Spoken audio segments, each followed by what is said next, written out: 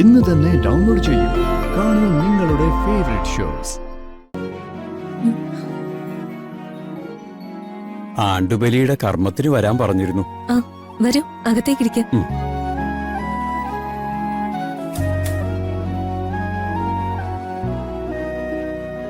മോളെ, മോളെ എന്നൊരു ചായ എടുക്ക. അപ്പോഴേക്കും ഗിരിജി അഞ്ചും വരും. ചെല്ല്. എന്തൊക്കെയുണ്ട് വിശേഷം? ആ, അങ്ങനെ അങ്ങ് പോകുന്നു. എത്ര പേരുണ്ട് ബലിയിടാൻ? 2 പേര്. അജയന്റെ ആണ്ടാണല്ലേ? അതെ. ബലിയിടുന്നവര് ഇന്നലെ ഒരിക്കലെടുത്തായിരുന്നോ? എടുത്തിരുന്നു. കർമ്മത്തിനുള്ള സാധനങ്ങളൊക്കെ റെഡിയല്ലേ? അതെല്ലാം ദുർഗമോള് റെഡിയാക്കി വെച്ചിട്ടുണ്ട്. ദുർഗയ്ക്ക് പിന്നെ ഒന്നും പറഞ്ഞു കൊടുക്കേണ്ട കാര്യമില്ല. എല്ലാ ആണ്ടുബലിക്കും ഞാൻ വെറുതെ അടുത്തിരിക്കാറേ ഉള്ളൂ. മന്ത്രങ്ങളടക്കം എല്ലാം ദുർഗയ്ക്കറിയാം. മനസ്സർപ്പിച്ച് ദുർഗ ഇടുന്ന ബലിയൊക്കെ അമ്മ സ്വീകരിക്കുന്നുണ്ടെന്ന് അടുത്ത് നിൽക്കുന്നവർക്ക് തോന്നും. കർമ്മി എത്തിയോ? ആ, ഞാൻ നേരത്തെ ഇങ്ങു പോന്നു. അബി, എല്ലാം ഒന്ന് എടുത്തു വെച്ചേക്കണേ. ഞാനെല്ലാം എടുത്തു വെച്ചിട്ടുണ്ട് അപ്പച്ചി. അരിയും വെന്ത് കഴിഞ്ഞു. എന്തിന്? നീ ഒന്നും എടുത്തു വെക്കണ്ട. നിന്റെ അമ്മ കാരണം എന്റെ അജയന് ഈ അവസ്ഥ വന്നത്. ആത്മാവിന്റെ ശാന്തിക്കായിട്ട് ബലിയിടുമ്പോ നിന്നെ ആ പരിസരത്ത് കണ്ടുപോരുത്. അതെ, അത് ശരിയാ. എന്ത് ശരിയാന്ന്?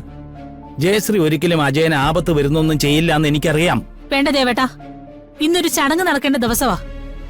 വെറുതെ ഇവിടെ ഒരു വഴക്ക് വേണ്ട. ചേട്ടന്റെ ആദ്യ ഭാര്യ ചേട്ടന് വിശ്വാസമായിരിക്കും.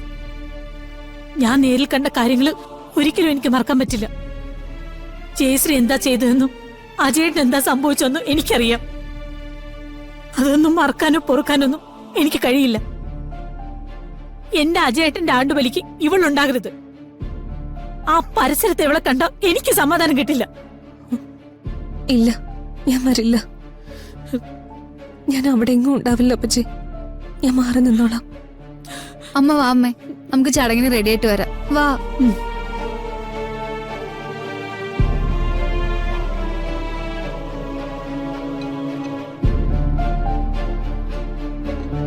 മോളെ, സാരമില്ല മുത്തശ്ശി.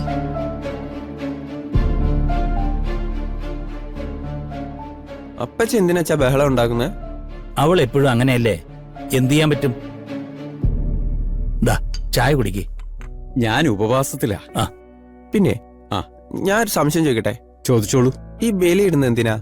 അതിപ്പോ ആചാരവും വിശ്വാസവും എന്താണെന്ന് പറയണോ, അതോ പ്രാക്ടിക്കലായിട്ട് നിങ്ങൾക്ക് മനസ്സിലാകുന്ന രീതി പറയണോ? പ്രാക്ടിക്കലായി പറഞ്ഞാൽ മതി. ജീവിച്ചിരിക്കുന്നവരുടെ സമാധാനത്തിനാ ബലിയിടുന്നത്. മരിച്ചുപോയവരോട് നമുക്കുള്ള കടമകൾ ചെയ്യുന്നുണ്ടെന്ന് നമ്മളെ തന്നെ സ്വയം ബോധ്യപ്പെടുത്താൻ അത് സഹായിക്കും. പൂർവികർക്കു വേണ്ടി ബലിയിടുമ്പോ നമ്മുടെ ശരീരത്തിലും മനസ്സിലും മാറ്റങ്ങളുണ്ടാവും. അതെന്തിനാ? അത് മനസ്സും ശരീരവും തമ്മിൽ ബന്ധമുള്ളതുകൊണ്ട് സംഭവിക്കുന്നതാ. അങ്ങനൊന്നും പറഞ്ഞാൽ ഇവന് മനസ്സിലാവില്ല. ആര് പറഞ്ഞു? മൈൻഡ് ആൻഡ് ബോഡി കോർ റിലേഷനൊക്കെ എനിക്കും അറിയാം. പിന്നെ വെറുതെ അറിയാൻ വേണ്ടി ചോദിച്ചെന്നുള്ളു. പിന്നെ ഈ ആത്മാവും കാക്കയും തമ്മിലുള്ള റിലേഷൻ എനിക്കിതുവരെ മനസ്സിലായില്ല. സമയം കിട്ടുമ്പോ അതൊന്ന് പറഞ്ഞിരണം കേട്ടോ. ഓ, ആയിക്കോട്ടെ.